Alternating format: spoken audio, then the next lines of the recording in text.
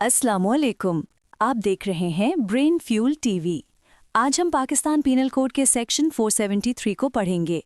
Section 473 of the Pakistan penal code का मतलब है कि अगर कोई शख्स जानते बूझते जाली डॉक्यूमेंट्स या नकली सरकारी मोहरें अपने पास रखता है और उसके पास उनको रखने का कोई कानूनी रीज़न नहीं है तो ये जुर्म होता है। चलिए पढ़ते हैं डिटेल्स में। आज हम एक बड़े दिलचस्प कानून पर बात करने वाले हैं। एक ऐसा कानून जो सीधा जालसाजी के जुर्म पर नहीं बल्कि उसकी तैयारी पर यानी उसकी जड़ पर वार करता है। तो एक सवाल से शुरू करते हैं। क्या ऐसा मुमकिन है कि कोई जुर्म किए बगैर ही मुजरिम कहलाए? सुनने में तो ये बात बड़ी अजीब लगती है ना, लेकिन पाकिस्तान में एक कानून बिल्कुल इसी नुक्ते से ताल्लुक़ रखता है, यानी जुर्म से पहले का जुर्म। और ये जवाब हमें मिलता है पाकिस्तान पीनल कोड की दफ़ा 473 में। आज हमारी सारी गुफ्तगू इसी के गिर्द घूमेगी। तो चलें ज़रा गहराई में उतरते हैं और समझते हैं कि ये दफ़ा 473 आखिर है क्या और इसका असल मतलब क्या निकलता है। अच्छा, तो कानून कहता है कि अगर किसी के पास जाली मुहरें, स्टैम्प्स या आजकल के ज़माने में इलेक्ट्रॉनिक टेम्पलेट्स जैसी चीज़ें हैं और उसके पीछे इरादा जालसाजी का है, तो ये अपने आप में एक जुर्म है। यानी बिल्कुल सीधी सी बात यह है कि जाली साजी के औजार रखना ही गैर कानूनी है। इससे फ़र्क नहीं पड़ता कि इन औजारों को अभी तक इस्तेमाल किया गया है या नहीं। लेकिन यहाँ एक बहुत ही अहम बात है जिस पर यह पूरा कानून खड़ा है। ये सिर्फ औजार रखने का मामला नहीं है। देखिए, सिर्फ किसी चीज़ का पास होना किसी को मुजरिम नहीं बना देता। बात इससे कहीं ज़्यादा गहरी है। असल खेल है नीयत का। इस पूरे जुर्म का जो सबसे ज़रूरी हिस्सा है वो है इस औजार को रखने के पीछे की सोच।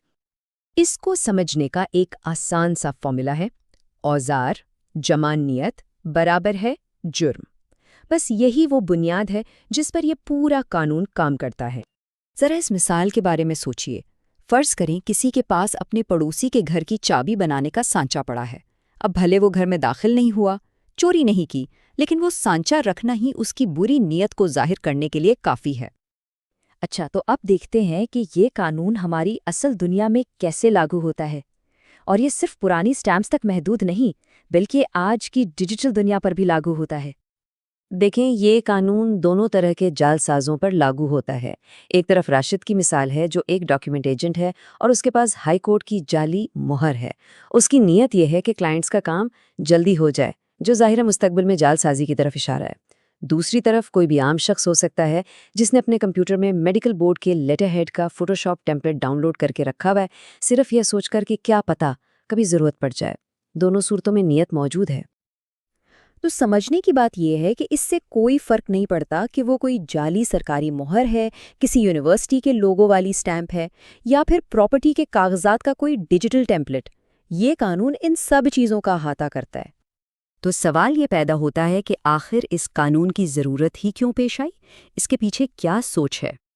इसका जो बुनियादी मकसद है वो है हिफाजत। ये एक प्रिवेंटिव मेजर है, यानी जुर्म होने से पहले ही उसकी रोकथाम करना। ये कानून समझें जालसाजी की जड़ ही काट देता है, इससे भी पहले कि कोई एक जाली सफ़ा प्रिंट हो सके। ये जुर्म को शुरू होने से पहले ही ख़त्म करने की कोशिश है। चलें, अब तक जो कुछ हमने समझा है इसके अहम तरीन नुकात को एक बार फिर दोहरा लेते हैं। तो जो बातें याद रखनी है वो ये हैं। पहली, औजार और नियत मिलकर जुर्म बनाते हैं, असल जालसाजी होना ज़रूरी नहीं। दूसरी, सिर्फ औजार बनाना ही नहीं, उसे बुरी नीयत से अपने पास रखना भी जुर्म है। तीसरी बात, ये कानून फिजिकल और डिजिटल हर किस्म के औजार पर लागू होता है। और आखिर में दफ़ा 473 का असल मकसद फ्रॉड को उसके जड़ से ही रोकना है। और इन सब औजारों को याद रखने के लिए एक बड़ा मज़े का तरीका भी है। इसे हम कह सकते हैं दी FORG किट। तो FORGE का मतलब हुआ fake seals, official stamps, replica plates और जेन्युइन लुक वाले इलेक्ट्रॉनिक टेम्पलेट्स। और किट, जो कि सबसे अहम है, उसका मतलब है kept with intent equals trouble, यानी इन चीज़ों को अगर गलत नीयत से रखा तो मुसीबत पक्की है। और जाते जाते एक गहरा सवाल छोड़े जाते हैं जिस पर सोचा जा सकता है। अगर नीयत ही असल जुर्म है तो फिर एक खतरनाक सोच की लकीर कहाँ ख़त्म होती है और एक मुजरिमाना मंसूबे की शुरुआत कहाँ से होती है?